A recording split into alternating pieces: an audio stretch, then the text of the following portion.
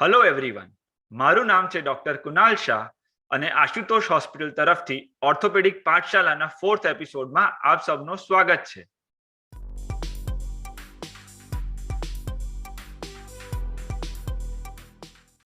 આજનો ટોપિક ઘણો જ ઇન્ટરેસ્ટિંગ પણ સેન્સિટિવ અને રેલેવન્ટ છે.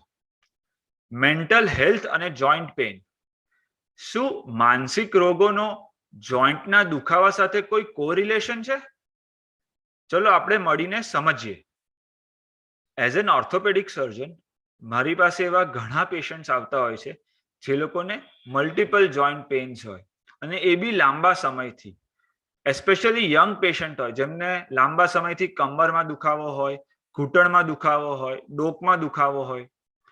આ લોકો મલ્ટિપલ હોસ્પિટલ્સમાં કન્સલ્ટ બી કરી ચૂક્યા હોય, એમના સીટી સ્કેન થઈ ગયા હોય, MRI થઈ ગયા હોય, મલ્ટિપલ બ્લડ રિપોર્ટ્સ થઈ ગયા હોય. આ બધા ઇન્વેસ્ટિગેશન્સ યુઝ્યુઅલી નોર્મલ હોય. જ્યારે આ દર્દીઓ આવે ત્યારે અમે જોઈએ કે એ લોકોની જે બિહેવિયર પેટર્ન બી એકદમ ટિપિકલ હોય. એ લોકોનું પ્રેઝન્ટેશન, જે હિસ્ટ્રી કહેવાનું પ્રેઝન્ટેશન હોય, એ બી ઘણું ટિપિકલ હોય.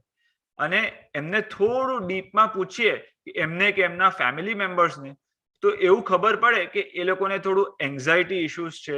ઘણા લોકોને ગુસ્સો વધારે આવી જતો હોય, નાની નાની વાતમાં રડવા માંડતા હોય, અને આ બધા જ મેન્ટલ હેલ્થ રિલેટેડ ડિસઓર્ડર્સના સિમ્ટમ્સ એમનામાં જોવા મળતા હોય.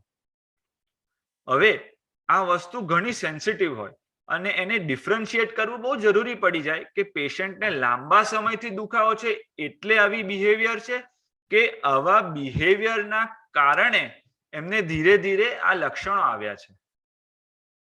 જેમ કે મેં પહેલા કીધું એવું, આ બધા દર્દીઓ ઘણી બધી જગ્યાએ બતાવીને આવ્યા હોય, મલ્ટિપલ ઇન્વેસ્ટિગેશન રિપોર્ટ્સ લઈને આવ્યા હોય, અને બધા ઇન્વેસ્ટિગેશન નોર્મલ હોય.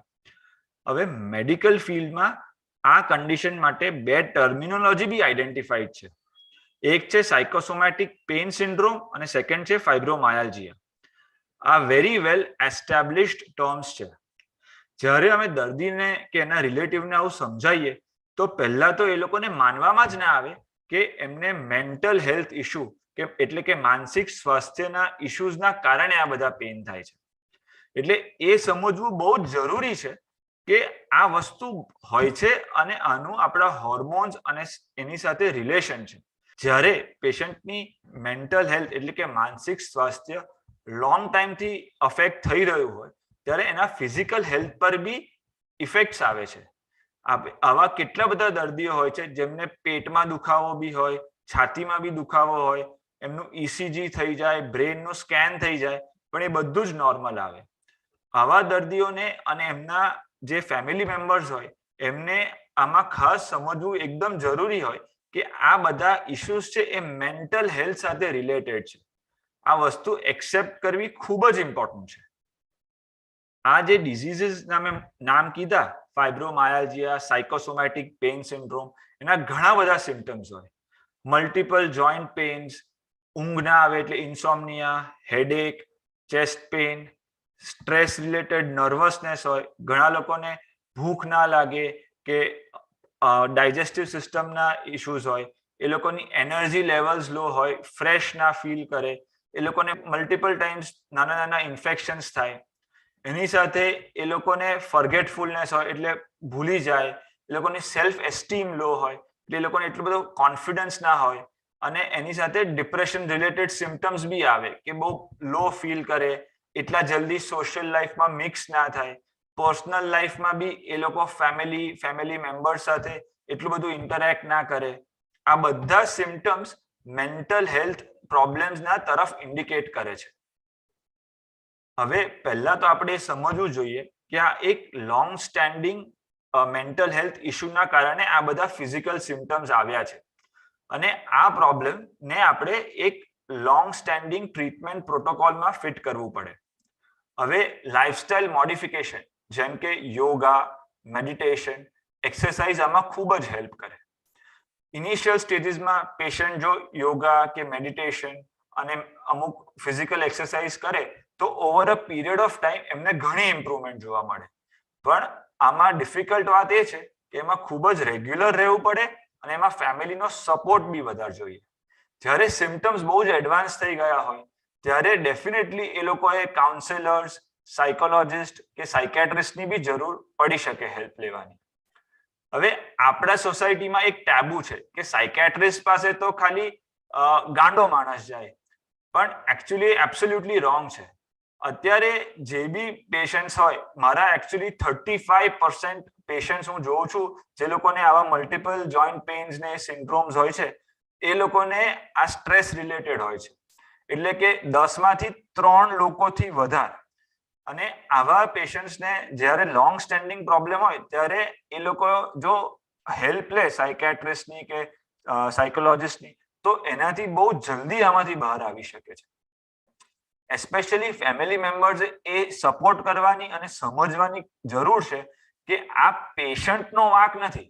ફેમિલી મેમ્બર્સ, એસ્પેશિયલી મેં હસબન્ડ્સને જોયા છે કે એ લોકોને અમે જ્યારે આવું સમજાવીએ તો એ લોકો સમજી તો જાય, પણ તરત જ એવું કે હું તો મારી વાઈફને કહું જ છું કે તું ચિંતા ના કર, તું આ ના કર, આ બધી ચિંતા કરવાની જરૂર નથી, પણ એ માનતી જ નથી. પણ એ તમારે સમજવાની ખૂબ જ જરૂર છે કે એકચ્યુઅલી એ એમના કંટ્રોલમાં નથી. ખાલી કહેવાથી થઈ જતું હોત એટલું સિમ્પલ નથી. આ એક ઇન્ટરનલ હોર્મોનલ ઇમ્બેલેન્સના કારણે છે, અને ખાલી કોઈને કહેવાથી કે કોઈની વિશ કરવાથી એ કંટ્રોલ નથી થઈ શકતું. એક એક્ઝામ્પલ આપો. જ્યારે કોઈના હેર વ્હાઇટ થઈ જતા હોય નાની એજમાં, તો શું કોઈના કહેવાથી કે પોતાને ઈચ્છવાથી એ રોકાઈ શકે છે પ્રોસેસ? નહીં ને? એ રીતે જ આ બધા પેશન્ટ્સને કોઈના કહેવાથી કે પોતાના ઈચ્છવાથી આ પ્રોસેસ રોકવો ખૂબ જ ડિફિકલ્ટ છે. અને આ પેશન્ટ્સને mental help, especially from their husband or wife and their family is very very important. મારા પ્રમાણે જેટલું ડિફિકલ્ટ છે એને આઈડેન્ટિફાઈ કરવું આ પ્રોબ્લેમને, એના કરતાં બહુ જ ડિફિકલ્ટ છે કે પેશન્ટ અને એના ફેમિલીઝે આ પ્રોબ્લેમને એક્સેપ્ટ કરવું. એકવાર પેશન્ટ અને એના ફેમિલી એક્સેપ્ટ કરી લે છે પછી આની ટ્રીટમેન્ટ ઘણી સિમ્પલ થઈ જાય છે. જ્યારે બી આની ટ્રીટમેન્ટ ચાલતી હોય ત્યારે આપણે અમુક વસ્તુનું ખૂબ જ ધ્યાન રાખવું જોઈએ. ઘણી બધી વસ્તુ બહુ સિમ્પલ હોય કંટ્રોલ કરવા માટે, કે આપણે હેલ્ધી ડાયટ લેવો જોઈએ, આલ્કોહોલ, સ્મોકિંગ ના કરવું જોઈએ, આપણે એક ઇનફ સ્લીપ મળવી જોઈએ, અને એસ્પેશિયલી સ્લીપ સાયકલ રેગ્યુલર હોવી જોઈએ. એવું ના થવું જોઈએ કે આપણે કોઈ વાર બહુ વહેલા સૂઈ જઈએ, કોઈ વાર બહુ લેટ સૂઈ જઈએ. સ્લીપ સાયકલ રેગ્યુલર હોય તો ઘણા બધા પ્રોબ્લેમ્સ જતા રહે છે. બીજું કે અનનેસેસરી સ્ટ્રેસ લેવાનું કે સ્ટ્રેસફુલ કન્ડિશન્સ અવોઇડ કરવી જોઈએ.